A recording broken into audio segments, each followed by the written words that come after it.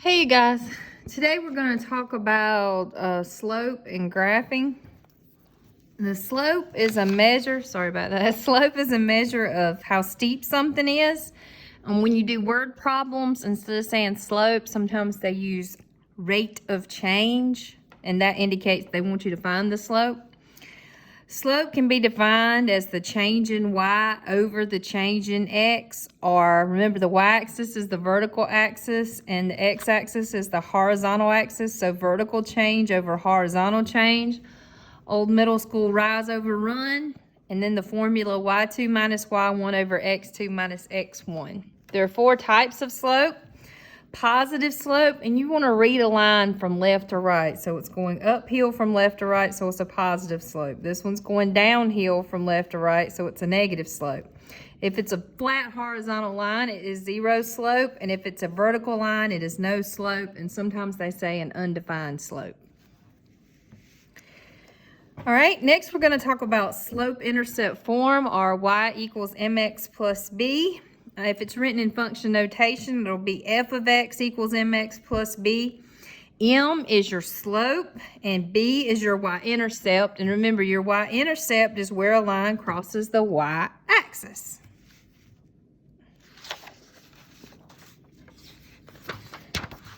All right, you learned in middle school when you graph a line, the first thing you want to do is get the equation in slope-intercept form, which is that y equals mx plus b. Then you put the y-intercept on the y-axis. Use the slope to graph an additional points. I have to usually graph a couple because I need it to get my line straight.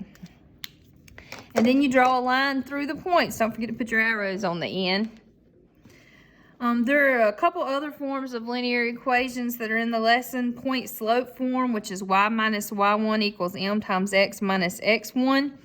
You plug in the given point for your x sub 1, y sub 1, and you plug in the slope for m. And point slope form is, of course, good to use if they give you a point and the slope. And then you can change it to slope-intercept form if necessary. Another form is standard form, which is ax plus by equals c. It's good for finding the x-intercept and the y-intercept. It's also good for setting up a linear equation that represents a real-life problem. Generally, in standard form, you won't have any fractions or decimals. You'll have to get rid of those. And a is a positive number. So let's put this stuff to work and do some examples.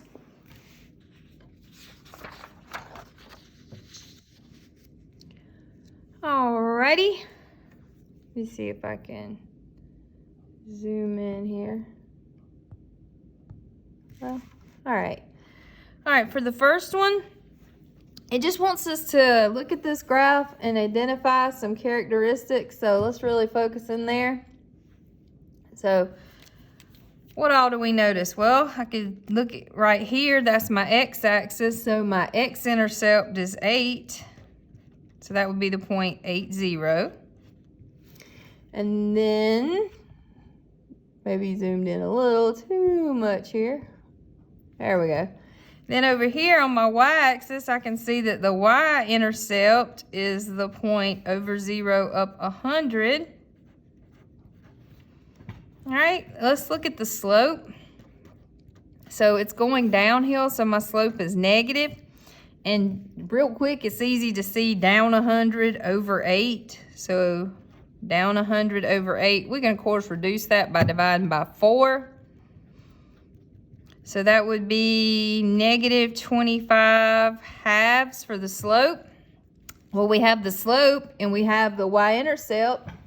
So we can do slope-intercept form. So that would be y equals m x plus the y-intercept, which was 100. All right, and then if I wanted to get this in standard form, that would be easy. I could just move this to the other side. That would become positive 25 halves x plus y equals 100. Now remember, I said no fractions in standard form. So I'm going to multiply everything by 2 to get rid of that fraction.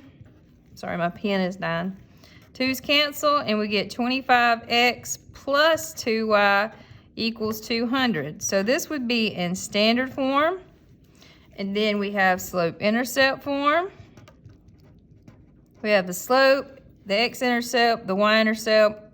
I think we pretty much covered the important stuff. We could also talk about the domain and range of this graph. So let's go back over here. Remember the domain is from how far left to how far right. You focus on your x value. So look, it starts over here at 0 on the x-axis. That's your input values. And it goes all the way over here to 8. So my domain would be from 0 to 8. And then for the range is going to be your y values or your output values. So it's how low does it go to how high. This is the lowest point. It correlates over here on the y-axis with 0. And how high does it go? It goes all the way up to 100. Now I think we've covered everything important. Let's see if I can zoom out a little bit. X-intercept is 8, y-intercept is 100. The slope is was down 100 over 8, or that'll reduce to negative 25 halves. We could do slope-intercept form by plugging in the slope and the y-intercept. And then we can change it to standard form by moving the term containing the x to the left side and then multiplying everything by 2 to get rid of the fraction. So this was standard form. Domain is left to right. We go from 0 to 8. Range is bottom to top, and we go from 0 to 100. All right, let's look at another example.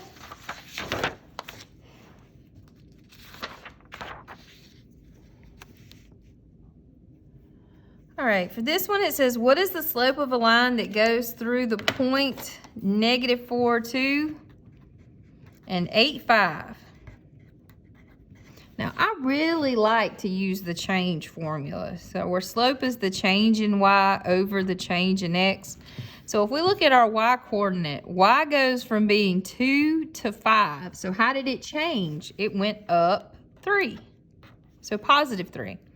And then on bottom, the change in x. X went from being -4 to positive 8. So it went up 12. So positive 12. And then you can reduce that by dividing by 3.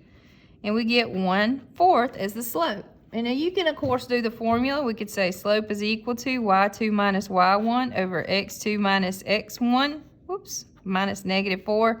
So that'll be 3 over 8 plus 4, minus the negative. Keep flip change. So that'll be 3 over 12, which again is 1/4. All right. For the next one, we have -3x plus 8y equals 12, and they want to know the slope. So to find the slope, I'm going to put it in slope-intercept form, which is y equals mx plus b. So I'm going to kick this 3x out. Y says, go away. So when it moves to the other side, goes across the bridge, gets a new address. That's positive 3x plus 12. If it's beside, then we divide, or to undo multiplication, we divide. This will cancel. Yes, that can simplify, but I don't care. I'm focused on the slope. The slope is 3 over 8. All right, let's look at another one.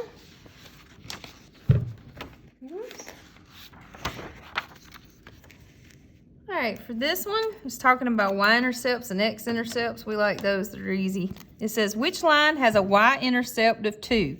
So remember, the vertical axis is the y-axis. So I'm looking for lines that cross through positive 2. So this one, maybe this one, this one, this one.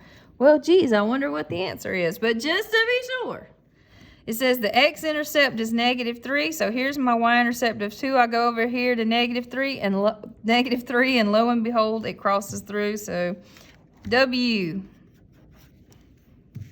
Let's look at another one. Come on. All right, for this one, they give us an equation in point slope form, and they want us to figure out which line this would be. So I'm going to use the formula for point slope form. Y minus y1 equals m times x minus x1. And I can tell that the slope of the line they gave me is 4. That's a positive slope. So let's look at our choices. This one's going downhill, so this one's going downhill, so again, so now we've got a 50% chance of getting it right. All right, the other bit of information that point slope form gives me is a point that it crosses through. So x1 here is your x coordinate, so that would be 4. And look, the minus is part of the formula, so we don't include that. And then my y coordinate would be 6. So my graph should be passing through the point 4, 6. So I look over here, over 4 up 6. It ain't happening. Over here, over 4 up 6. Yay! So the answer would be Z. And another method of attack, of course, is you can get this in slope-intercept form. Let's just do that real quick. So we got y minus 6 equals 4 times x minus 4. And we'll distribute the 4. So that'll be y minus 6 equals 4x minus 16. To get rid of the minus 6, I'll add 6. And we get y equals 4x minus 10. So the y-intercept would be negative 10, which is a really quick thing to check for. And again, you can see no, no, no. Maybe here, but the slope is positive, so it still would have to be going uphill. So that would still, you know, that's obviously the answer choice. Let's look at another one. For this one, it wants us to get the slope from a table, but you still just got points, you guys. I'm going to use my change in y over the change in x. So here, y went from being 11 to negative 1. So it had to go down 12.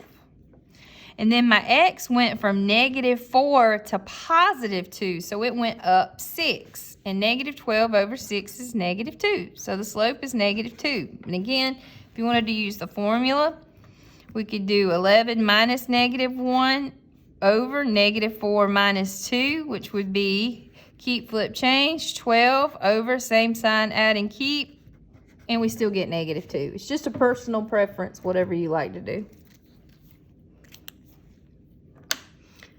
Alrighty, let's look at another one. It says the number of entertainment websites in 95 was 54. Woo! So in 1995, we had 54. And then in 2004, there were 793. And it says, what was the rate of change for websites for the period of time? So I would do y2 minus y1. Those are big numbers.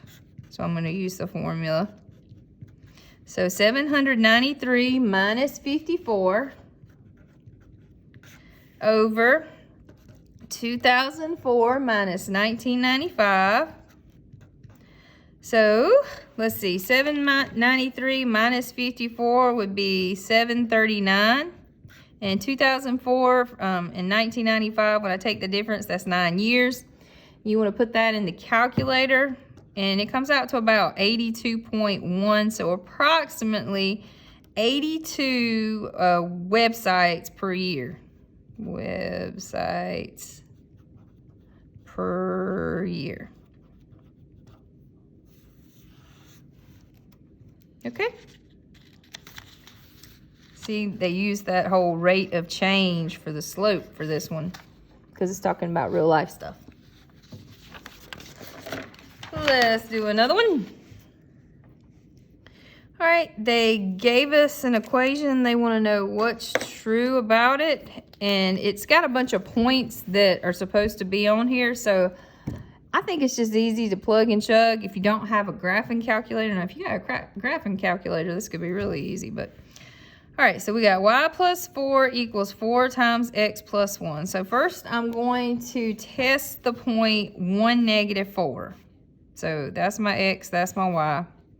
So we would have negative 4 plus 4 equals 4 times 1 plus 1. So 0 equals 4 times 2, and we already know that's not working, so the answer's not that one. All right, for the next one, we're going to try the point 1, 4. So back up here for y, we're going to plug in 4. And for x, we're going to plug in 1.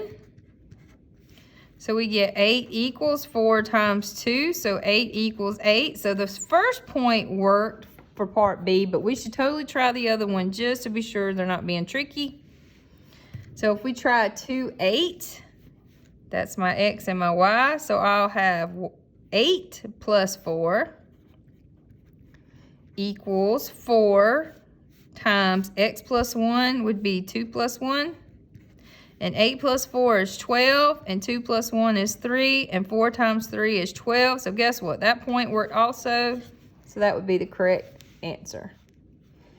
But you should always check both now. Never go off just the first one working. One more. For this one, they want us to graph. So we got y equals negative 2/3 x plus 1, 1 being your y-intercept, and negative 2/3 being your slope. So I'm going to go on my y-intercept at 1 and put a point. Now, if m is negative 2/3 and we want to think of slope as your rise over run, with that being negative, we're going to go down 2 and then 3 to the right. So from this point, I'm going to go down 2 and 3 to the right. Now, your other option would be to go up 2 and 3 to the left if you put the negative with the 3. 1, 2, 3. All right, I'm going to go all the way across because I'm definitely no artist and I need all the points I can get. Oh, my goodness.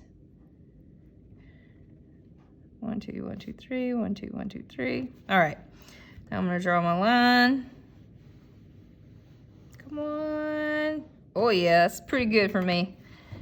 And then don't forget your arrows on the end. And that is it. Have a wonderful rest of the day.